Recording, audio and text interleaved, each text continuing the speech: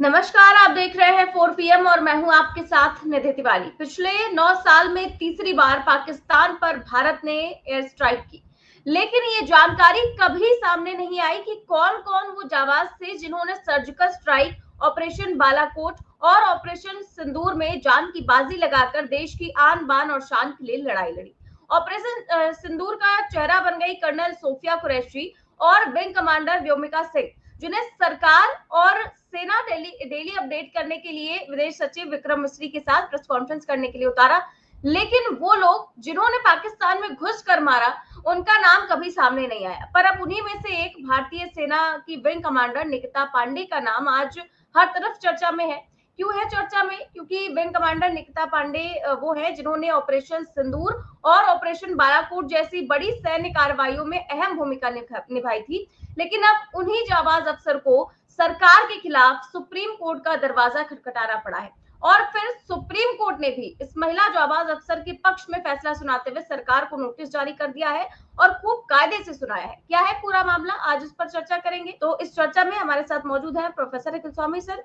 Sir, बहुत बहुत स्वागत है आपका। तो सर, सबसे पहले मैं खबर दिखाऊंगी कि आखिरकार क्यों एक महिला अफसर को पहुंचना पड़ा सुप्रीम कोर्ट। लिखा है, सरकार के खिलाफ सुप्रीम कोर्ट पहुंची ऑपरेशन सिंदूर में शामिल रही विंग कमांडर निकिता पांडे। आगे की जो खबर है वो ये है कि सुप्रीम कोर्ट ने बचा ली ऑपरेशन सिंदूर की विंग कमांडर निकिता पांडे की जॉब। क्या है पूरा मामला? तो पूरा मामला जानने के लिए ये खबर मैं दिखाती हूँ कि निकिता ने सुप्रीम कोर्ट में याचिका दायर कर कहा कि उन्हें स्थायी कमीशन देने से इनकार कर दिया गया, जो उनके साथ भेदभाव है।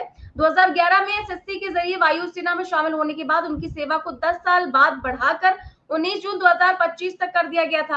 अब 13.5 साल की सेवा के बाद उन्हें रिटायर होने के लिए कहा गया, क्योंकि 2019 की एक नीति के तहत उन्हें स्थायी कमीशन के लिए अयोग्य माना गया। अब इस खबर में जो आगे है वो ये लिखा हुआ है कि जिस तरीके से निकिता को बाहर किया गया और उनकी नौकरी को लेकर के कहा गया, तो इस पर जस्टिस सूर्यकांत और जस्टिस एन कोटेश्वर सिंह की बेंच ने निकिता की याचिका पर सुनवाई की और कोर्ट ने कहा कि वायुसेना जैसे पेशेवर संगठन में अधिकारियों के भविष्य को लेकर अनिश्चितता ठीक नहीं है। जस्टिस सूर्यकांत ने कहा कि हमारी वायुसेना दुनिया की सबसे बेहतरीन सेनाओं में से एक है। इनके अफसरों की मेहनत और समन्वय की वजह से ही हम रात को चैन की नींद सो पाते हैं। लेकिन अगर इतने काबिल अफसरों के करियर में अनिश्चितता रहेगी तो ये सेना के मनोबल के लिए अच्छा नहीं है। कोर्ट ने सरकार को सुझाव दिया कि एसएससी अधिकारियों की भर्ती की संख्या को स्थायी कमीशन की संभावनाओं के साथ जोड़ा जाए। कोर्ट ने कहा कि अगर आप 100 एसएससी अफसर भर्ती करते हैं तो कम से कम इतनी व्यवस्था हो कि योग्य लोगों को स्थायी कमीशन मिल सके। अगर कुछ अयोग्य हो जाते हैं तो वो अलग बात है, लेकिन सिर्फ आपसी प्रतिस्पर्धा की वजह से किसी का हक नहीं छीना जाना चाहिए।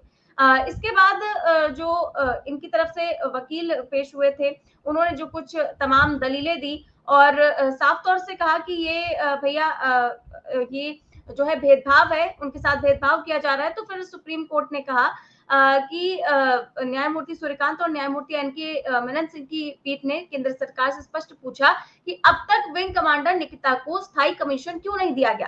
कोर्ट ने यह भी आदेश दिया कि अगली सुनवाई तक निकिता की सेवा जारी रखे। अदालत ने केंद्र सरकार के अतिरिक्त सॉलिसिटर जनरल ऐश्वर्या भाटी से औपचारिक जवाब तलब किया है। तो इस पूरी की पूरी खबर पर सर आप क्या कहेंगे कि आखिरकार वो इतनी जाबाज महिला अफसर जिन्होंने इतने महत्वपूर्ण ऑपरेशंस में पाकिस्तान में घुसकर कार्रवाई की और इतनी सारी चीजों में वो रही हैं, और साफ तौर पर उन्होंने कहा है कि एक फाइटर कंट्रोलर स्पेशलिस्ट है वो, और उन्होंने इन सभी चीजों में अहम भूमिका निभाई है। ऐसे में उन्हें स्थायी कमीशन ना देना नाइंसाफी है। तो सर, ऐसे जाबाज अफसर जिन्होंने इतनी बड़ी बड़ी ड्यूटी निभाई है, उनको प्रमोशन देने की बजाय, उनको जो है अप्रिशिएट करने की बजाय उनको नौकरी से हटाना, इस पर आप क्या कहेंगे? जय संविधान। देखिए निधि, तीन चीजें इससे स्पष्ट होती हैं जो ये नितिका पांडे के साथ किया गया।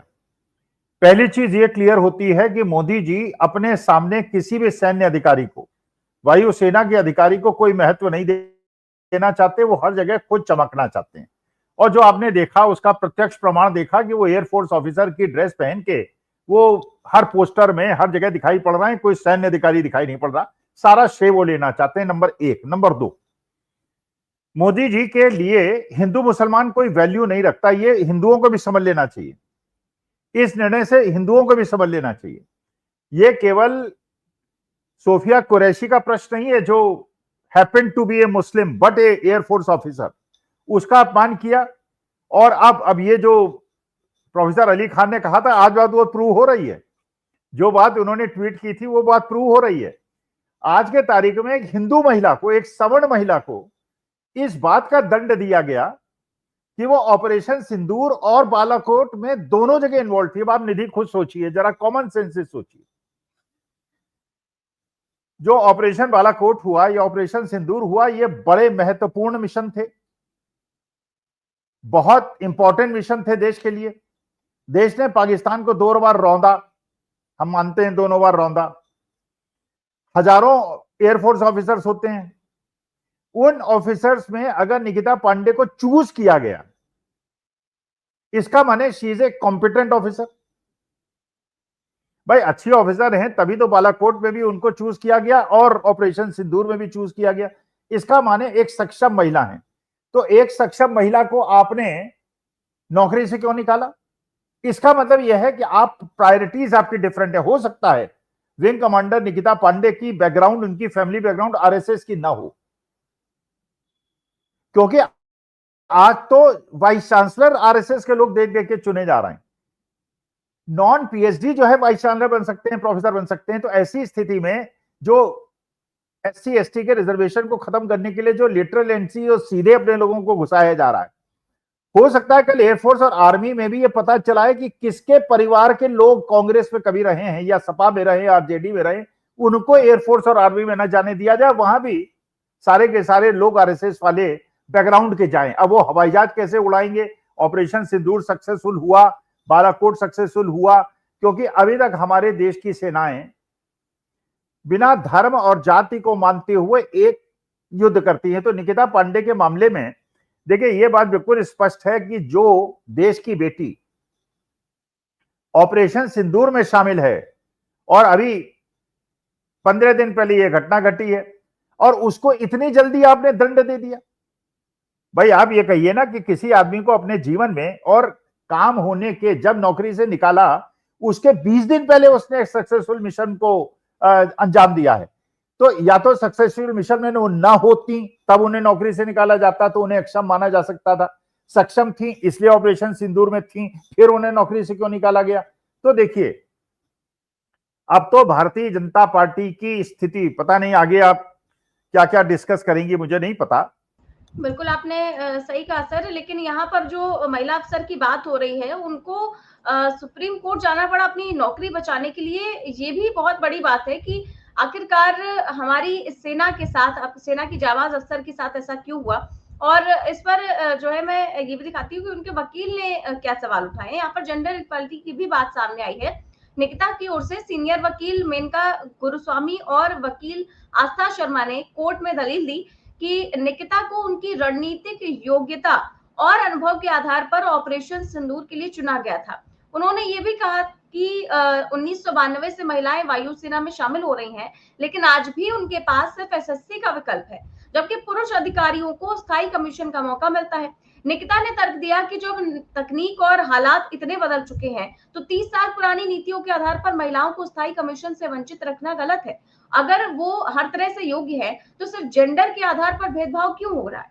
तो सर ये बात तो सही उठाई है कि इतनी पुरानी जो है नियम को क्यों नहीं बदला जाता अब, जब हर जगह अब महिलाओं को आगे रखा जाता है और कंधे से कंधा मिलाकर चलती हैं। तो नहीं, कंधे से कंधा मिला के नहीं चलती निधि। लड़कियां जो हैं, देश की बेटियां जो हैं, लड़कों से ज्यादा अच्छा परफॉर्म करती। आप जितने गोल्ड मेडल आए हैं, जितने मेडल्स आए हैं, ओलंपिक्स में आए हैं, कॉमनवेल्थ गेम्स में आए हैं, उठा के देख लीजिए, बेटियों ने ज्यादा सम्मान बढ़ाया है। आप किसी एग्जामिनेशन के अंदर देखिए, बेटियों का परफॉर्मेंस ज्यादा अच्छा रहा है। तो एक कंधे से कंधा मिला के चलने वाली बात कोई ऐसा नहीं है कि बहुत बड़ा पुरुषों का एहसान है कि उन्हें बगल में आने के, खड़ा होने के लिए मौका दे दिया। भारत का समाज अगर बचा है, हमारे देश की अगर धर्म बचा है, तो केवल महिलाओं की वजह से बचा है। तो महिलाएं, मैं मानता हूं कि पुरुषों से श्रेष्ठ। अब किसी को बुरा लगे तो लगे, ट्रोल करना है तो करे। मेरे को लगता है कि देश का समाज आज बचा केवल इसलिए है, और ये मेरी व्यक्तिगत भावना है, चाहे मुसलमान महिला हो, चाहे हिंदू महिला हो, सिख महिला हो, महिलाओं के अंदर जो धर्म के प्रति परायणता होती है और जिस प्रकार से वो संस्कार बच्चों में ट्रांसफर करती हैं वो पुरुष नहीं करते हैं। पुरुष तो अपना वो काम करते हैं जो बाकी बहुत सारे भारतीय जनता पार्टी के नेता करते हैं। स्त्रियों ने इस देश की इज्जत बचाई हुई है। तो ये महिलाओं के साथ अन्याय, देश के साथ अन्याय।